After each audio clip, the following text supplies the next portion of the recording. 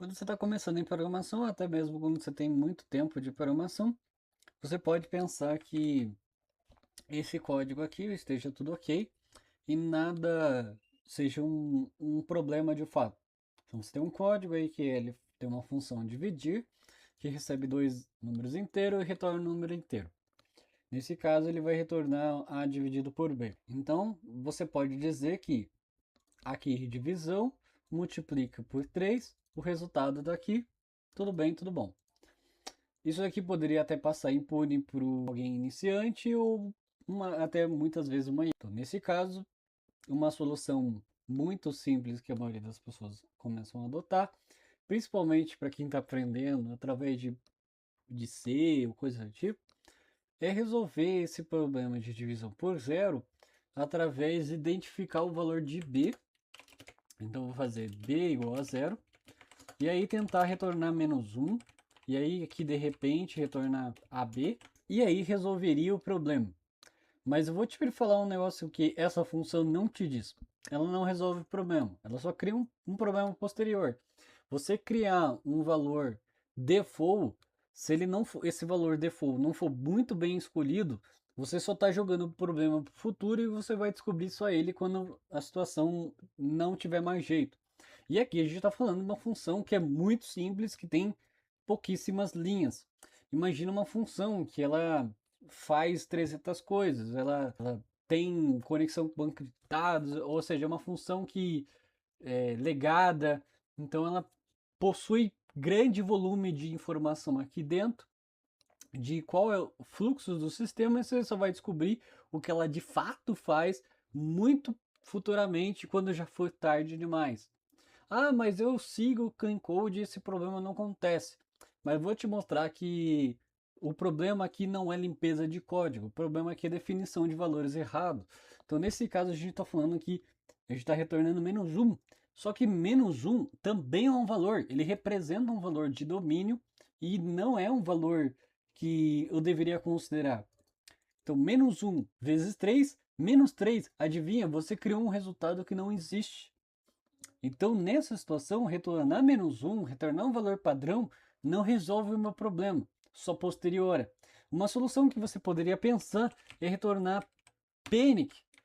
Então aqui, por exemplo, panic nesse caso seria uma exceção. Eu estou literalmente crashando o programa, nem uma exceção, literalmente exitando o programa, crashando ele de propósito, de tal forma que meu programa aborte a missão a partir dali. Então eu vou fazer, não pode realizar divisão por zero. Isso resolve o problema? Na parte de computacional, sim. Eu estou deixando de calcular, mas aqui a gente está criando alguns problemas. Primeiro, está criando uma exceção não tratada, onde Deus saiba para onde que está indo. Primeiramente, eu estou criando um desvio do meu floor, ou seja, a minha função está voltando, ela possivelmente volta a um i32, mas ela me diz que retorna isso, mas na verdade ela pode do nada lançar um pânico, lançar uma exceção, né? A minha função não me diz o que está acontecendo. Lançar uma exceção não é um problema aqui.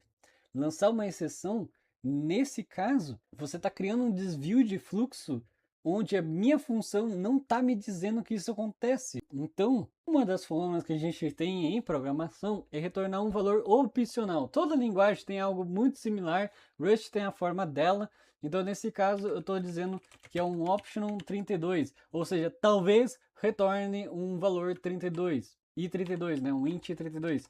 Então nesse caso eu vou falar que nesse caso eu preciso retornar some e nesse caso eu preciso retornar nome, beleza? Então aqui talvez seja um i32. Se eu tentar executar esse programa, você vai ver o que vai acontecer. Eu não posso concatenar, no caso do Rush, ele vai me dizer que um i32, um optional i32 não pode ser multiplicado por 3, porque ele talvez seja um i32, ele não é um i32.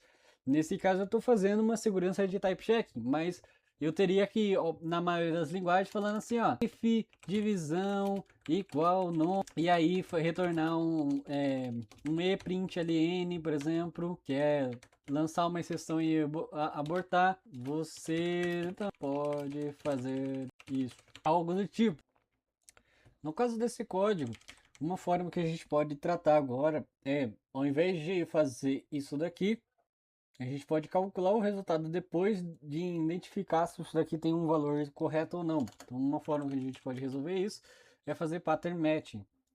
Nesse caso, como eu estou falando, o que vier disso daqui, se vier algum valor, eu vou pegar esse valor. Aqui eu só vou trocar por valor, que não é um número mágico, tá? Isso pode ser qualquer coisa, pode ser Ronaldo, só que não faz muito sentido. E aqui nesse caso, se vier none, eu vou fazer um ePrintLn. Você não pode fazer divisão por zero. Aqui se eu executar cargo run, ele está reclamando que eu não estou usando uma variável. Então beleza. Então, ó, você não pode fazer isso. Ele não me lançou um erro e ainda assim eu consegui tratar. Mas você pode imaginar que ainda assim ele talvez retorne algum valor, mas existe várias situações. Às vezes, em um programa real, você pode lançar um tratamento de erro, porque nesse caso aqui tem duas regras, tem dois problemas. Não é exatamente o problema, isso aqui resolve o problema, né? Resolve a minha ideia de tratar de forma segura meus dados, mas aqui a gente tem um problema de domínio e a gente tem um problema de escopo. Nesse caso, a função muito simples não vai ter esse problema de fato. Mas vamos imaginar novamente aquela situação onde a gente está num domínio mais complexo. Primeiro, a gente está num problema de domínio. Dividir por zero não é talvez retorne nada. Dividir por zero é de fato um erro. É um erro lógico. Outra coisa, em alguns cenários você tem um erro, mas esse erro pode ser ocasionado por diversos motivos. Então você precisa identificar qual é esse motivo. Então nesse cenário a gente tem um negócio chamado result as pattern, no caso ou valor ou erro como valor. Nesse caso a gente tem, no caso, result, aqui no caso do Rust, tá? Mas toda linguagem tem uma forma, toda linguagem principalmente tipada tem uma forma de interpretar isso. Inclusive em TypeScript eu criei o resulta para um projeto que eu tinha e acabei utilizando também. E aqui Kotlin tem isso nativo, isso aqui C Sharp tem isso nativo, qualquer linguagem tem isso nativo ou alguma forma de implementar algo muito similar. É um valor que pode retornar ok, ou seja, qual que é o tipo dela quando retorna ok e qual que é o tipo dela quando retorna um erro. Então, basicamente isso. Tem como você lê aqui para ver como que implementa. Se você olhar, isso aqui tá cheio de macro, tá? Mas não é tão complexo assim quanto tá aparecendo aqui não. Se você lançar no ChatGPT, como é que eu implemento o result pattern na minha linguagem? Dois tapas você entende. Tá, é tão óbvio assim? Sim, é tão óbvio. Então nesse caso eu estou falando que é um result. Aqui nesse caso ele retorna um erro. Então não pode fazer divisão por zero. E nesse caso eu preciso dizer qual que é o tipo de quando retorna um valor. Podia ser um i32, mas nesse caso, como eu falei, não faria sentido. Então vou retornar uma string. Isso aqui por padrão é um slice. Eu vou converter para string. Esse aqui é o valor que retorna quando tem alguma coisa. Até para não confundir, vou até retornar return também. Nesse caso é A com B, ok. Ou seja, quando dá tudo certo, retorna isso aqui, o valor desse cara aqui. O ok é o valor desse cara aqui, o erro é o valor desse cara aqui. Tá, beleza? Então, nesse cenário, o pattern match ele pode ser feito de várias formas, mas nesse caso, ao invés de ser sum, vai ser ok. Ou seja, quando retornar um result ok, retornar algum valor de fato dessa operação, e quando retornar um erro. E aqui eu posso opcionalmente ignorar o erro, e aí continuaria funcionando da mesma forma, ou eu posso pegar o valor desse erro e trazer para aqui dentro. Você não pode fazer divisão por zero, aqui pode ser você não é o Ronaldo. Então nesse caso, se você reparar, o resultado de E veio para o meu ePrintLn. Inclusive, qual que foi o bug do CodeStrike?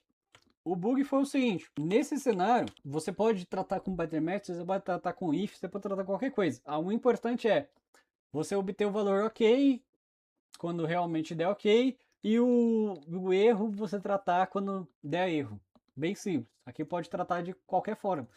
Nesse cenário, no cenário do erro, o que foi feito foi o seguinte: vamos supor que a gente tenha divisão, e aí tem dividir A e B. Nesse cenário, eu já estou direto pegando o valor.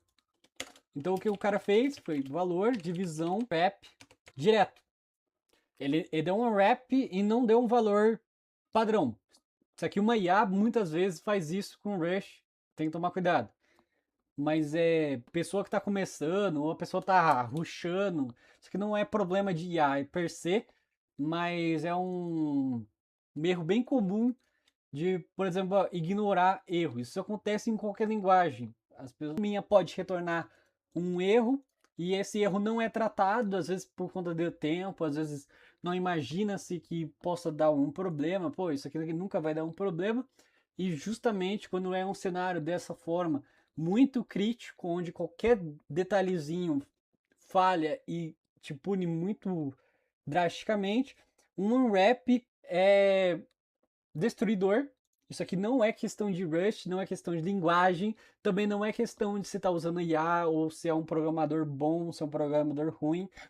Isso aqui provavelmente está acontecendo no seu código e às vezes de forma muito implícita. Isso acontece em diversas bases de código. E o pior de tudo, isso é implícito. O unwrap ele deixa mais explícito onde eu estou dizendo, eu explicitamente escolho ignorar esse erro. Ok, ainda assim é um erro que pode passar batido. Eu acho que até nem gosto tanto do nome unwrap, porque ele não me diz tanta coisa assim, mas enfim, isso é o papo posto da história. Nesse caso, o que pode acontecer? Eu tentar dar um cargo run e aí tomar uma sessão e essa sessão não é recuperada e assim diante. Então, aqui a gente tem um cenário de desastre. Obviamente, nessa situação, o cara não vai se sentir tão mal por não saber o resultado da divisão, né? Porque o código aqui é muito simples, mas numa situação real, isso aqui pode causar um grande desastre, um pânico não esperado e causar alguns desastres, como é o caso do CrowdStrike e é o caso, aliás, Cloudflare, né?